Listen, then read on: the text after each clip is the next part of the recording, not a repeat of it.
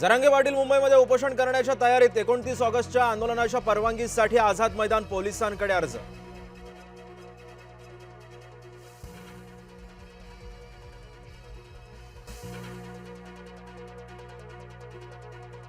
मुंबईमध्ये 1 सप्टेंबरला ओबीसींचा मोर्चा, लक्ष्मण हाकेंची माहिती, तर ओबीसी नेते आरक्षणावर बोलत नसल्याचीही खंत केली व्यक्त। धर्मस्वातंत्र्य कायदा रक्षाबंधनापासून अंमलात येणार, राज्य सरकारकडून अधिसूचना प्रकाशित।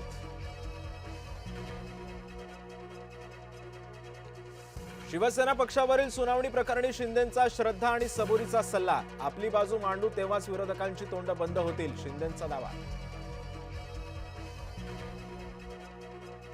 पंतप्रधान नरेंद्र मोदी 16 ऑक्टोबरला बारामतीमध्ये विद्याप्रतिष्ठानच्या नव्या वास्तूचं मोदींच्या उपस्थितीत होणार उद्घाटन, शरद पवारांची माहिती।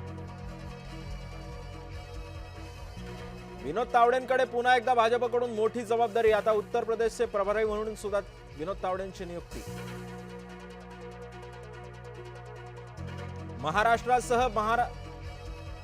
मुंबईसह महाराष्ट्रामध्ये 2 कोटीपेक्षा जास्त मतदार वगळणार, एसआयआर फॉर्म न भरण्याचं प्रमाण 21%, आगामी निवडणुकीमध्ये मोठा फेरबदल होणार। बेस्ट कर्मचारी पुन्हा एकदा संपावर, प्रलंबित वेतनासाठी कामगार संघटना आक्रमक, मुंबईकरांचे होणार हाल। जळगावच्या शिवरे दिगर इथं ग्रामसेवकाचा मृत्यू, ग्रामसभेदरम्यान ग्रामस्थांनी घातला होता घेराव, सभेतील घटनेच्या धसक्यानं मृत्यू झाल्याचा आरोप। रत्नागिरीमध्ये आंबा घाटामध्ये दख्खनजवळ दरड कोसळली, तर मुंबई नाशिक महामार्गावरही दरड कोसळल्याची घटना।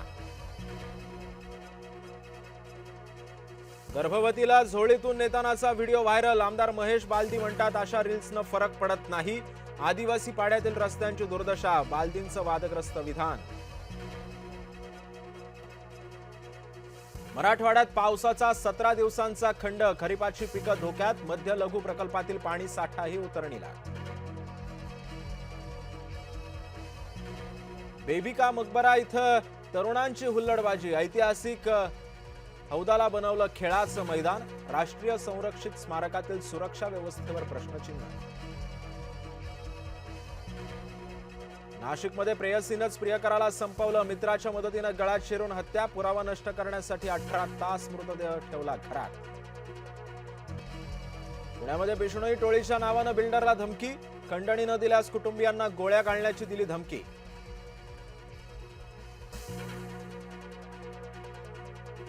जळगावमध्ये 15 दिवसांपासून शाळेला पाण्याचा वेढा, वर्ग मदरशात भरवण्याची वेळ, ममुराबादच्या विद्यार्थ्यांचं होतंय नुकसान।